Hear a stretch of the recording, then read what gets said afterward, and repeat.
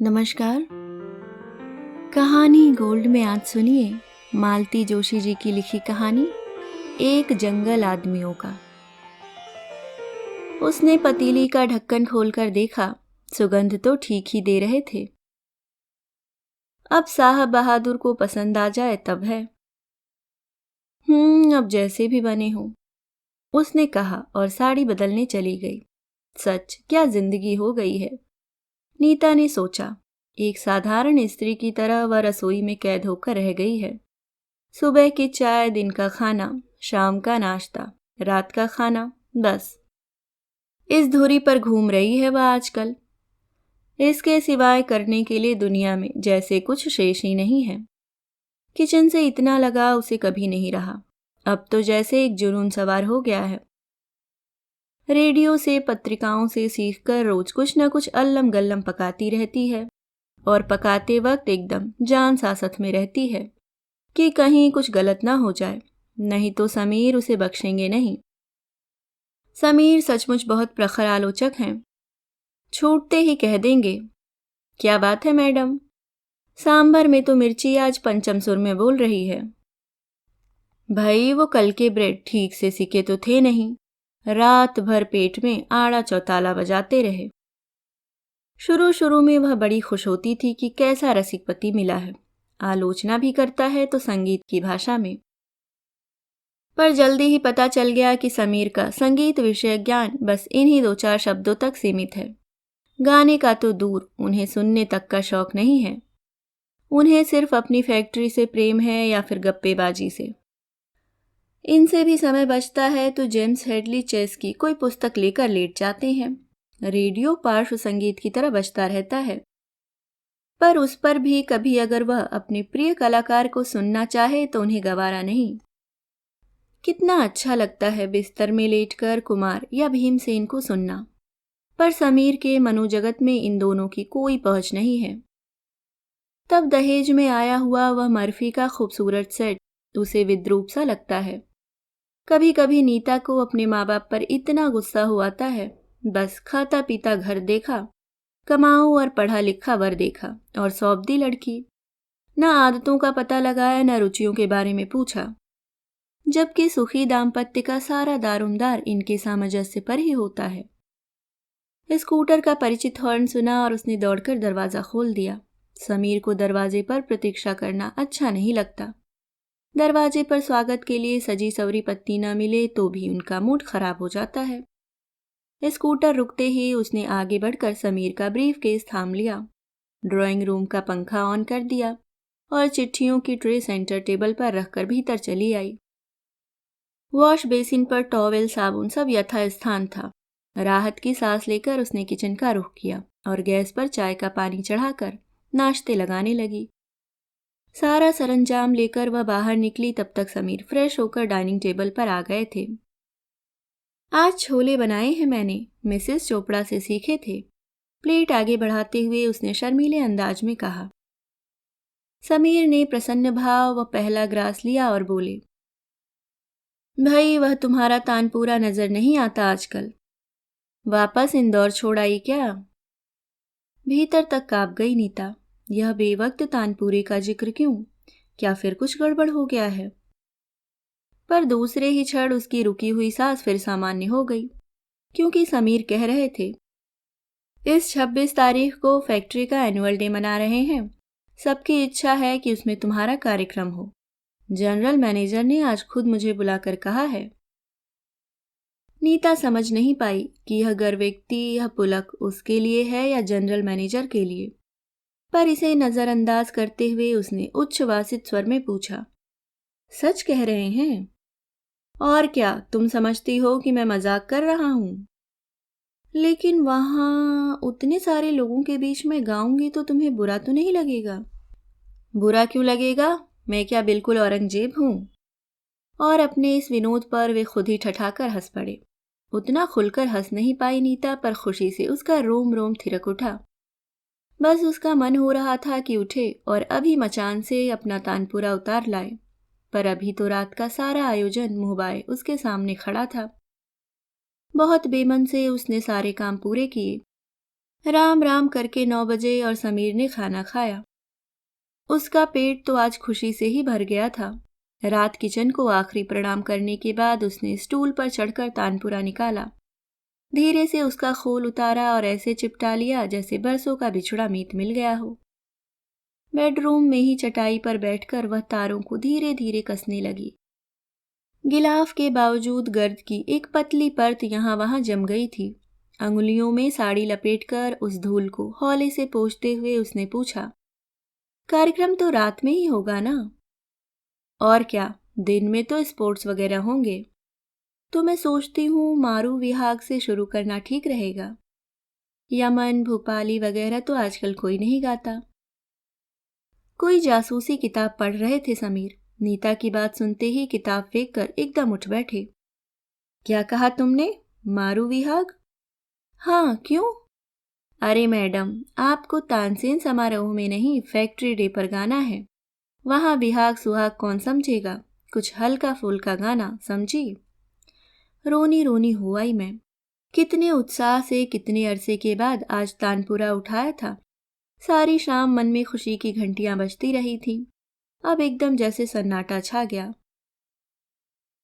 उसकी म्यूजिक की डिग्री, उसके ढेर सारे इनाम उसका मुंह चिढ़ाने लगे। क्या इसी दिन के लिए इतनी साधना की थी? क्या क्या भविष्यवाणियां की गई थी उसके लिए? यहाँ आकर देखे कोई।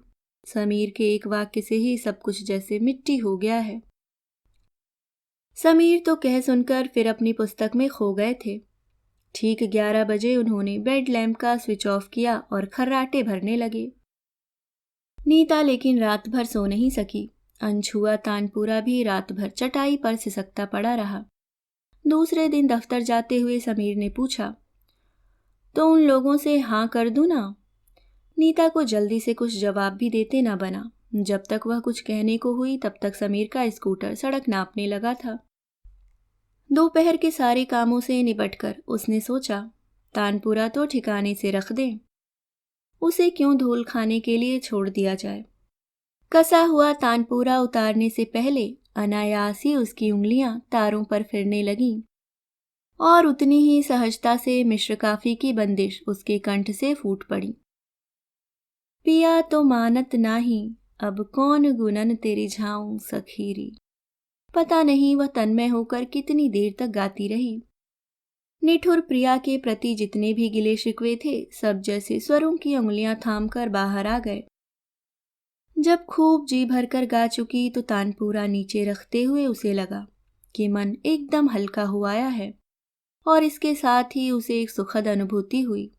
अरे, रात बेवजह उदास हो रही थी वह। हल्का फुल्का ऐसे भी तो गाया जा सकता है। बस यही करेगी वह। एक आध ठुमरी, एक आध दादरा, फिर शकील या गालिब की कोई गजल और अंत में मीरा या ब्रह्मानंद का एक पद। वह अर्थात भैरवी में ही होगा। और बस मन ही मन उसने 1.5-2 घंटे के कार्यक्रम की रूपरेखा बना ली और रियाज शुरू कर दिया। रोज दोपहर तानपुरा लेकर बैठ जाती। तानपुरा जो पास पड़ोस के बच्चों के डर से अज्ञातवास भोग रहा था, अब शान से बेडरूम में रखा रहता। नीता की पूरी दोपहरी उसके साथ ही गुजरती। यूं तबले के बिना रियाज का कोई मतलब नहीं था। फिर भी यह दैनिक अभ्यास उसके आत्मविश्वास को बल दे रहा था। कई बार उसका मन होता अपने स्वर प्रियतम को सामने बिठाकर अपनी स्वर गंगा से नहला दे, पर अवसर ही नहीं मिलता। समीर इन दिनों बेहद व्यस्त हो गए थे। वे रिफ्रेशमेंट इंचार्ज थे। इन दिनों पूरा वक्त यहाँ वहाँ के चक्कर लगाने में ही बीत जाता था। पानी की व्यवस्था करनी है, म्यूनिसिपैलिटीज जा रहे हैं, दूध के लिए डेयरी से संपर्क साधा जा रहा है, कॉकरी कहाँ से आएगी, कोल्ड ड्रिंक्स के केटरर्स कौन सप्लाई करेगा, स्नैक्स किस होटल से आएंगे, मिठाई कहाँ अच्छी मिलेगी। दिन भर इसी उधेड़-बुन में रहते। शाम होते होते इतने पस्त हो जाते कि खाना खाते ही बिस्तर पर जा लेटते। बेचारा हेडली, पता नहीं कब से उसे छुआ तक नहीं समीर ने। उनकी यह भाग दौड़ देखकर नीता को उन पर प्यार हो आता, ममता हो आती। कार्यक्रम वाले दिन तो समीर सुबह से ही निकल गए थे। स्टाफ की स्पोर्ट्स मीट जो थी, कई महिलाएं भी दर्शक बनकर जा रही थीं। पर नीता नहीं गई। दिन भर धूप और धूप में बैठकर वह अपने गले का कबाड़ा नहीं चाहती थी। सुनो, समीर ने जाते वक्त कहा, तुम ठीक 6 बजे तैयार रहना। मैंने शर्मा लोगों से कह दिया है, वे तुम्हें लेते आएंगे। और हाँ डियर, मेरा सूट भी लेती आना। ये कपड़े तो दिन भर में बिल्कुल मिट्टी हो जाएंगे। मैं क्या पहनूं? उसने प्यार से पूछा। कुछ भी पहन लो यार, इतनी साड़ियां तो हैं, समीर ने कहा और गाड़ी स्टार्ट कर दी। इतना बुरा लगा नीता को। यहाँ पड़ोस में भी जाना होगा तो 100 सुझाव देंगे, और आज फिर उसने मन को समझा लिया। ये बातें इतनी जल्दी में थोड़े ही बताई जाती हैं, रात में ही पूछ लेती तो ठीक रहता। वह अपनी अलमारी खोलकर खड़ी हो गई। सच तो कहते हैं वे, ढेर सी साड़ियां हैं उसके पास, पर सब जैसे पुकार पुकार कर कह रही हैं कि वे नई नवेली वार्डरोब है। इतने लाउड कपड़े पहनकर कोई स्टेज पर जा सकता है? बहुत सोच विचार कर उसने प्याजी रंग की एक चंदेरी साड़ी तय की। उससे मेल खाती चूड़ियां, पर्स, बालों का ढीला सा जूड़ा, जूड़े में टका हुआ एक पीला गुलाब। बस शाम को ठीक 6 बजे शर्मा जी की कार ने हॉर्न दिया। वह तो तैयार ही थी। ताला डालकर चट से बाहर निकल आई। क्या यह भी साथ जाएगा? मिसेस शर्मा ने तानपुरे को देखकर कहा। जी, वो मेरा प्रोग्राम है ना आज, उसने विनम्र स्वर में उत्तर दिया। पर मन ही मन वह उस समय अपने को इन तमाम अफसर बीवियों से श्रेष्ठ समझ रही थी। मिसेस समीर, हमें नहीं मालूम था कि आप सितार भी बजाती हैं। It is a pleasant surprise, Sharma ji ने सामने लगे कांच में उसे देखते हुए कहा। जी, यह सितार नहीं, तानपुरा है, उसने मिमियाकर कहा, पर गाड़ी की घरघराहट उसकी आवाज को लील गई। पूरे रास्ते वह गुमसुम सी बैठी रही। फैक्ट्री उस शाम दुल्हन सी लग रही थी। मंडप, स्वागत द्वार, बिजली की रंगीन मालाएं, एकदम शादी का सा माहौल था। लाउड स्पीकर उतनी ही निर्ममता से चीख रहा था। गाड़ी से उतरकर शर्मा परिवार तो अपने परिचितों की भीड़ में खो गया। वह बदहवास सी वहीं खड़ी रह गई। समीर का दूर दूर तक पता नहीं था। उस भीड़ भरे माहौल में यूं तानपुरा लेकर खड़े रहना बड़ा अजीब सा लग रहा था। पर इसी तानपुरे ने उसकी पहचान बनाई। एक नाटा सा मोटा आदमी हाफता हुआ उसके पास आया। आप मिसेस समीर हैं ना? जी, मैं बत्रा हूँ, एंटरटेनमेंट इंचार्ज, आइए मेरे साथ। बत्रा उसे जहाँ ले गया वह शायद स्टेज का पिछला भाग था। कनातों द्वारा गेम रूम बनाया गया था, जहाँ से घुंघरुओं की आवाज, लड़कियों की खिलखिलाहट और बड़ों की डांट टपट सुनाई दे रही थी। क्या डांस वगैरह भी है? उसने पूछा। जी हाँ, मैं आपको प्रोग्राम दे रहा हूँ ना अभी। और बत्रा ने उसके हाथ में एक साइक्लो स्टाइल पर्चा थमा दिया। बाप रे, पूरे 15 आइटम थे। लग रहा था जैसे किसी स्कूल का सांस्कृतिक कार्यक्रम हो। कव्वाली से लेकर गरबे तक सारे कार्यक्रम उसमें थे। आपका आइटम 7वां है, बत्रा ने बताया। उसने देखा, प्रहसन और कथक नृत्य के बीच में सैंडविच बनाकर उसका कार्यक्रम रखा हुआ है। ऐसे में क्या गा पाऊंगी मैं? उसने रोनी सी आवाज में कहा। क्यों, आपको 20 मिनट दे रहे हैं। ऐसा है ना मैडम, सबको चांस देना पड़ता है। फिर भी सबको 5-7 मिनट से ऊपर नहीं दिए, पर आपका क्लासिकल आइटम है ना, इसलिए 20 मिनट दे रहे हैं। बत्रा इस अंदाज से कह रहा था जैसे 20 मिनट नहीं 20 घंटे दे दिए हों। नीता का मन हुआ कार्यक्रम का वह कागज उसके मुंह पर फेंक मारे और कह दे कि मैं इन 20 मिनटों की भीख मांगने नहीं आई थी। जनरल मैनेजर ने खुद प्रपोजल भेजा था, इसलिए वह आई है। लेकिन बत्रा से यह सब कहने का क्या लाभ था? समीर सामने होते तो उन्हें ऐसे आड़े हाथों लेती कि बस, पर उनका कहीं पता ही नहीं था। राम राम करके वह उबाऊ कार्यक्रम प्रारंभ हुआ। अतिथि आगमन, माल्यार्पण, स्वागत गीत, स्वागत भाषण, फैक्ट्री का इतिहास, वह सुनती रही और बासियां लेती रही। इसी बीच समीर आकर अपना सूट ले गए थे। जाते हुए उसे गुड लक कहना भी नहीं भूले थे। जैसे जैसे कार्यक्रम आगे बढ़ रहा था वह नर्वस हुई जा रही थी। 6ठे नंबर पर जब प्रहसन प्रारंभ हुआ तो वह हारमोनियम और तबले के साथ सुर मिलाने के लिए स्टेज के पीछे चली गई। बाहर ठहाके गूंजते रहे और वह बेवजह से बेसुरी होती रही। जिस समय उसका नाम अनाउंस हुआ तब तक उसका मूड बिल्कुल हवा हो चुका था। बाहर बतरा उसकी तारीफ के पुल बांध रहा था और स्टेज पर बैठी वह अपने को समीर को कोस रही थी। तो सुनिए नीता समीर से पहले एक गीत। ननदिया काहे मारे बोल। गीत? उसने चौंक कर कहा, पर तब तक पर्दा उठ चुका था। हार कर उसने तानपुरे के साथ अपना सुर मिलाया और ठुमरी छेड़ दी। अपनी इस प्रिय बंदिश को उसने बड़ी ही नजाकत के साथ उठाया। बड़े ही सधे अंदाज में उसने शब्दों में स्वरों के रंग भरने शुरू किए। फिर भी उसे लगा कि श्रोताओं पर उसकी पकड़ ढीली पड़ती जा रही है। स्तब्धता पहले फुसफुसाहट में और फिर शोर में बदलती जा रही थी।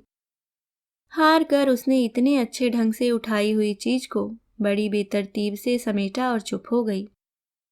कोई गजल उठा लीजिए, संगीतकारों ने सहानुभूतिपूर्वक सुझाव दिया। उसने कृतज्ञ भाव से उन्हें देखा और गालिब की यह चीज शुरू की। प्रयास किया शब्दों की सही फेंक, सुरों की मीनाकारी, लयकारी का संयत प्रयोग। कहीं कुछ कमी नहीं थी। संगीतकार भी अस्फुर्त दाद दे रहे थे, फिर भी लग रहा था कि बात कुछ बनी नहीं। तभी एक प्रस्ताव हुआ। उसने गजल समाप्ति की थी कि सामने वाली पंक्ति से एक झबरे बालों वाली मैक्सी उठकर स्टेज तक आई और बोली, कोई गजल सुनाइए। नीता की सहन शक्ति जैसे जवाब दे गई, अभी तक मैं गजल नहीं तो क्या कव्वाली गा रही थी। वह एकदम फट पड़ी। उसे भान ही नहीं रहा कि उसकी आवाज माइक से होकर सारे पंडाल में गूंज गई। मैक्सी पैर पटकते हुए बाहर निकल गई और देखते ही देखते सामने की 8-10 कुर्सियां खाली हो गईं। इस नाटक को अनदेखा कर वह ब्रह्मानंद का एक पद शुरू करने जा ही रही थी कि पर्दा गिर पड़ा। बाहर बतरा अगले आइटम की घोषणा कर रहा था। अपमान से तिलमिला उठी वह। उसी आवेश में स्टेज से उतरी तो सीधे बाहर निकल आई। एक ऑटो रिक्शा किया और घर चली आई। उस समय वह रोष से इतनी भरी हुई थी कि उसे यह भी भान नहीं रहा कि रात हो चुकी है। रास्ता एकदम सुनसान है। उसे रिक्शे पर यूं अकेले नहीं आना चाहिए। घर पहुंचकर भी उसे चैन नहीं था। पिंजरे में बंद घायल शेरनी की तरह वह कमरों में चक्कर काटती रही। समीर की प्रतीक्षा करती रही। क्यों ले गए थे वे उसे उन जंगली लोगों के बीच? क्यों ले गए थे? समीर लौटे तब तक रात का 1 बज चुका था। पर नीता के गुस्से का उबाल उतना ही ताजा था। बस समीर के भीतर आने भर की देर थी। विस्फोट होने को ही था और विस्फोट हुआ भी, पर वह नीता ने नहीं, समीर ने किया। पंडाल से उठाकर लाया हुआ तानपूरा उसके सामने पटक कर वे चीखे, आग लगा दो इसे और अपने सर्टिफिकेट्स को। 2 गाने ढंग के नहीं गा सकी तुम, मेरी इज्जत कचरा करके रख दी। और वहां इतना दहर में नक्शे वफा वजह तसल्ली न हुआ। हैं ये वो लफ्ज जो शर्मिंदे मानी न हुआ। अपनी ओर से उसने महाकवि के अमर शब्दों में प्राण फूंकने का पूरा प्रयास किया था। फिर तुम्हें 30 मारखा बनने की क्या जरूरत थी? जानती हो वह जनरल मैनेजर की लड़की थी। कहीं मुंह दिखाने लायक नहीं छोड़ा तुमने। प्रमोशन लिस्ट में 3रा नंबर था, पर अब सालों तक एड़ियां रगड़ता रहूंगा, और वह भी सिर्फ तुम्हारी वजह से। वे देर तक चीखते रहे, पैर पटकते रहे, बाल नोचते रहे, और उन्हें सहमी निगाहों से देखते हुए नीता सोचती रही, आदमियों के इस जंगल में कहाँ से आ गई है वह? क्यों आ गई है?